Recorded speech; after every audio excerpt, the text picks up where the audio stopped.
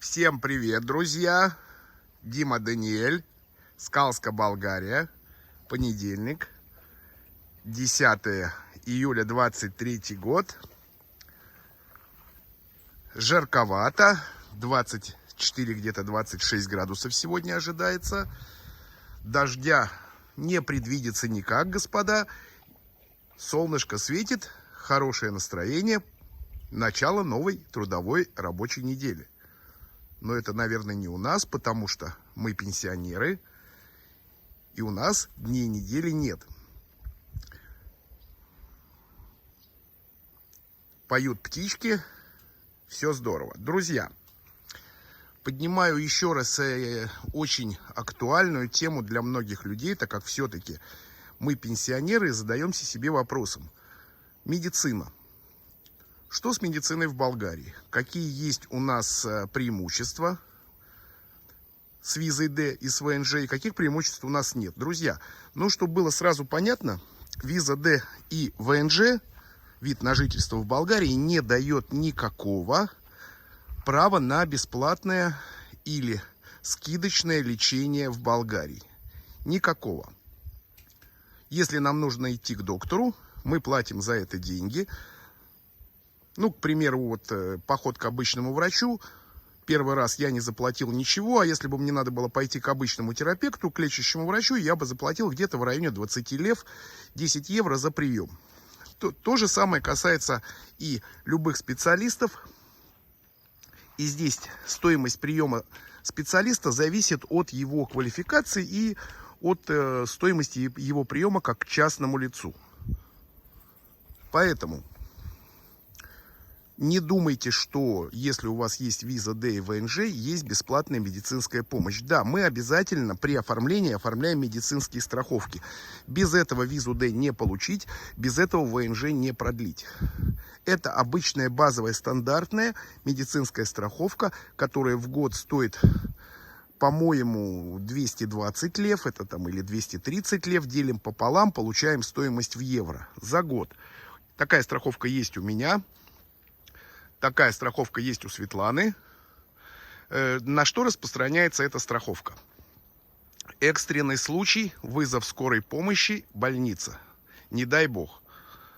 Грубо говоря, если человек на своем участке где-то упал, сломал руку, вызывает скорую, едет в больницу, ему делают некоторые процедуры в зависимости от ситуации. Снимок, перевязка, не знаю что, неважно. Он за это сначала платит, а потом страховая компания ему возвращает деньги. Только экстренные случаи, скорая помощь и больница. На это распространяется эта страховка. Существует очень много разных видов дополнительных страховок, которые вы можете оформить. Как-то я даже интересовался, сколько стоит самая дорогая страховка, которая покрывает абсолютно все. Могу ошибаться. Самая дорогая страховка стоит порядка чуть ли не от 3 до 5 тысяч евро в год. А может, это и не самая дорогая страховка. 3-5 тысяч евро в год. Существует много разных видов страховок, медицинских, частных. Но, опять же, господа, здесь, если вас это интересует, это можно узнать у страхового агента. Я вам могу узнать у своего страхового агента, какие виды страховок вы можете себе взять. Потому что, господа, все-таки надо понимать, что здесь, что люди приезжают сюда не молодого возраста, пенсионеры, имеющие какие-то заболевания, имеющие постоянные заболевания. А если, на самом деле что-то серьезное, то очень серьезно надо задуматься, ребята, о переезде. Не так, как буквально как вчера. Я разговаривал с подписчиком, который позвонил мне и задал мне вопрос. У него сын полностью инвалид, получает дополнительные ширутим миухадим, это дополнительные в Израиле, ребенок, сын на коляске, и он начал думать о переезде в Болгарию. Я просто ему сказал, от слова «нет». Не делайте такой шаг, потому что, все-таки в Израиле такая помощь, она оказывается на более квалифицированном уровне и более быстро. и более, в общем-то, четко. Поэтому очень серьезно нужно для себя решить.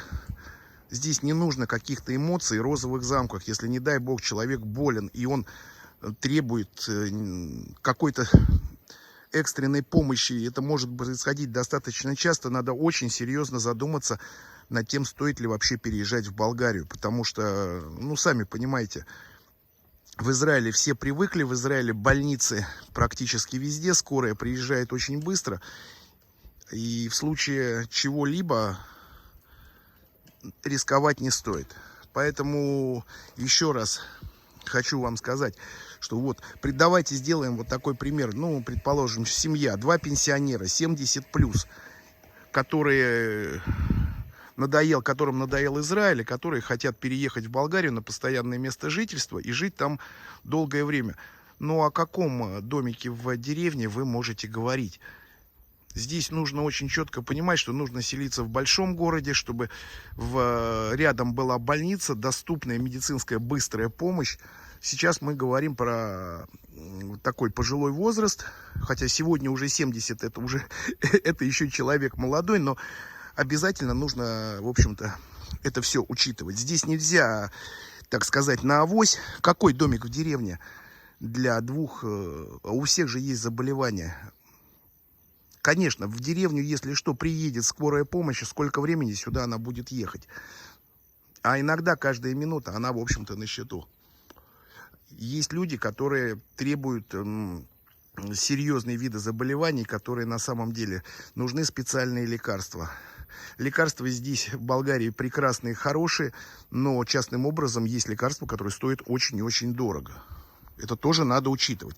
В Израиле вы их получаете со скидками, и здесь нет игрушек. Просто нет игрушек.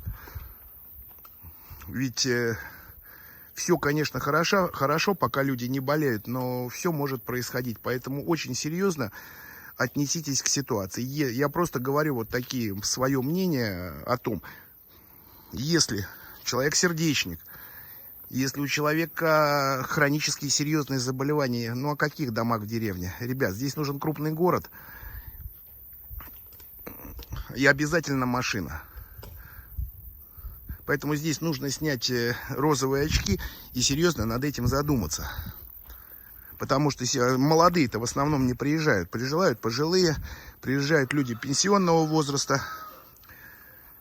Ну, давайте так, куда тащить, предположим, маму, которой 85 лет и которая очень хочет жить в Болгарии. Я не про свою маму говорю, Царство Небесное. Вот, поэтому в таком возрасте надо думать, серьезно думать и взвешивать любой переезд в любой город, в любую деревню. Важно, очень важно. Уровень израильской медицины сейчас говорят, что он упал. Да, он упал, но все равно он очень высокий. И те, кто... Ну, я сам с этим сталкивался, естественно.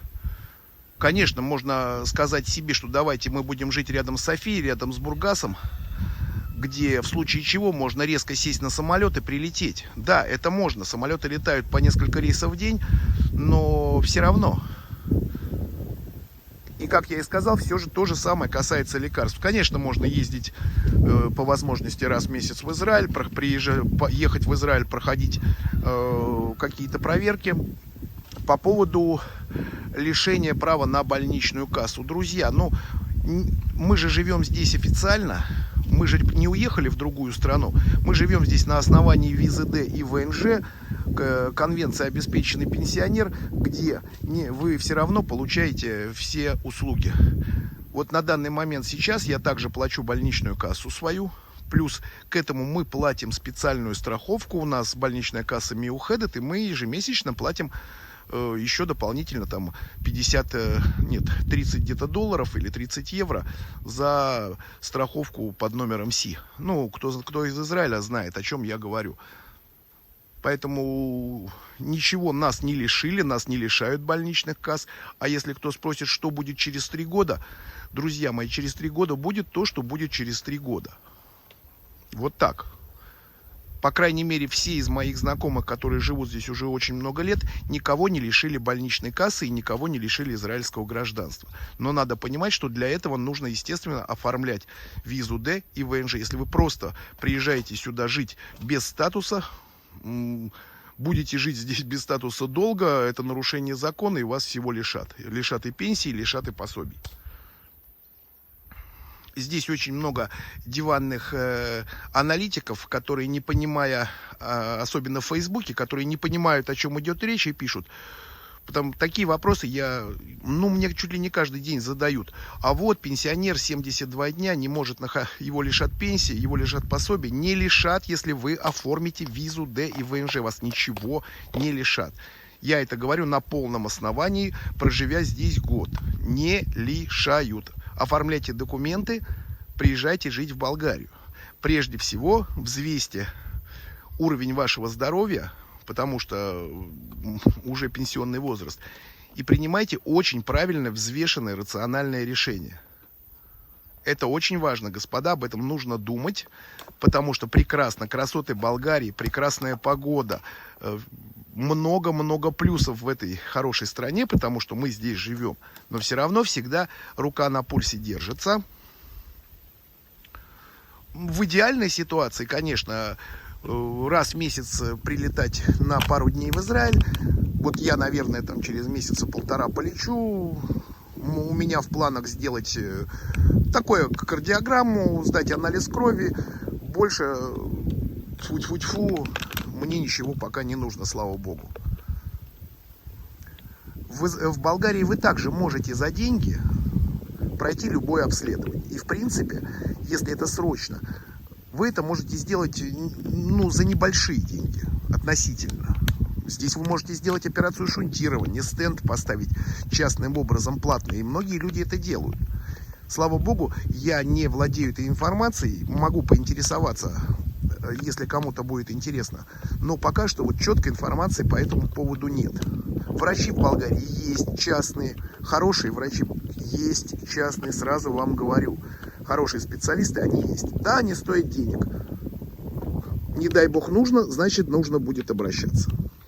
Поэтому Хубов день, шейлихам йом наим, хаварим шли, and have a nice day, my friends. Ciao, ciao.